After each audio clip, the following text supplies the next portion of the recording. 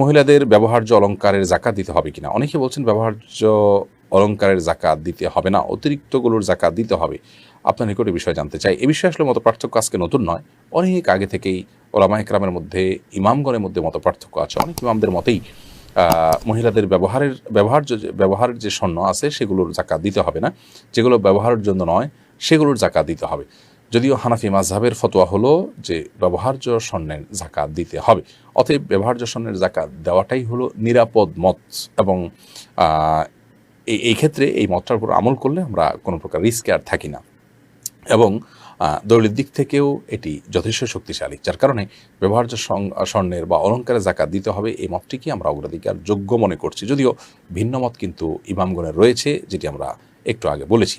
আমরা কেউ ইমামগণের মত পার্থক্য আছে সেটা জেনে তার সুবিধাটা গ্রহণ করব না, বরং দলিলের ধার বিবেচনা করার মতো ক্ষমতা থাকলে সেরকম ব্যক্তি হলে তিনি তো দলিলের ধার বিবেচনা করতে পারেন। আর অন্যথায় আমরা এই সমস্ত ক্ষেত্রে অন্তত নিজের নফস বা প্রবৃত্তির পূজা যেন না করি, অর্থাৎ সুবিধা গ্রহণের মানসিকতা যেন না থাকে, সেটি আমাদেরকে মাথায় রাখতে হবে।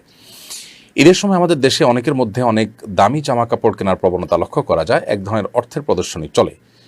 অভিজাত বিপণী বিধানগুলোতে ক্রেতার উপচে পড়া ভিড় থাকে। এই প্রবণতা কতটুকু শরীয়ত সমর্থিত? দেখুন, রমজানের শেষ দশক ইবাদতের দশক।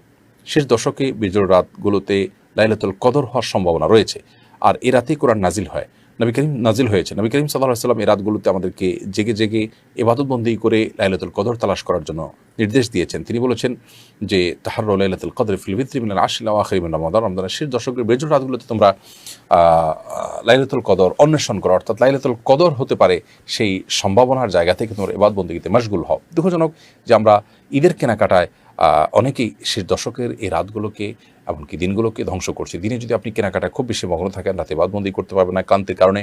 আর রাতে যদি আপনি লম্বা সময় শপিংয়ে ঘুরে বেড়ান, তাহলে সেক্ষেত্রে অবসাদের কারণে, ক্লান্তির কারণে বাকি সময় ইবাদতবন্দি করতে পারবেন না। এই জন্য এটি অনুচিত কাজ।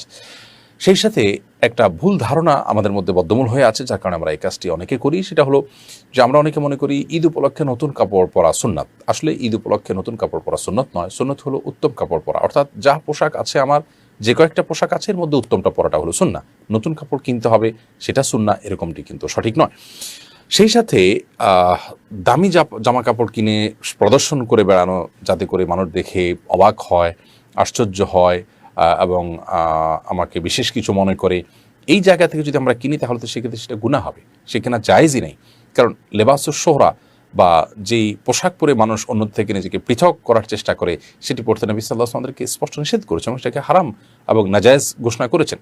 যার কারণে আমাদের ঈদের সময় আসলেই দেখা যায় যে প্রায় সময় বিভিন্ন ড্রেসের নাম শুনি আমরা, পাখির ড্রেস, অমুক ড্রেস, এই সমস্ত ড্রেসগুলো কেনার জন্য বাবা মার কাছে বায়না ধরা হয়, ভাইদের কাছে বায়না ধরা হয়, স্বামীর কাছে স্ত্রী বায়না ধরেন, এবং এটা নিয়ে আল্লাহ মাফ করুন আত্মহত্যার দিকে পর্যন্ত মানুষ চলে যায়। জাহালাতের এবং ভোগবাদ যে আমাদেরকে অন্ধকারের অতল তলে নিয়ে গেছে, এই ঘটনাগুলো কিন্তু সেটাকে আমাদের চোখে আঙ্গুল দিয়ে দেখায় দেয়। অতএব আমাদের সাবধান থাকা উচিত, সতর্ক থাকা উচিত, যাতে আমরা এই জাহিলিয়াত থেকে বের হয়ে আসতে পারি এবং পোশাক দিয়ে প্রদর্শন প্রিয়তা, এটা থেকে আমাদের বেরিয়ে আসতে হবে। মনে রাখা উচিত যে এগুলো প্রবৃত্তির পূজা। একজন মুসলমান প্রবৃত্তির পূজারী হতে পারে না, তিনি প্রবৃত্তিকে নিয়ন্ত্রণ করবেন।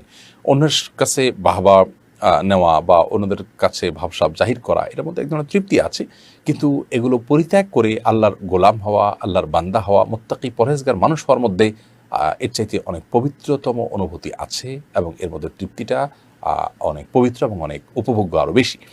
আল্লাহ তাআলা আমাদেরকে এই ধরনের অসুস্থ প্রতিযোগিতা থেকে বেরিয়ে আসার তৌফিক দান করুন।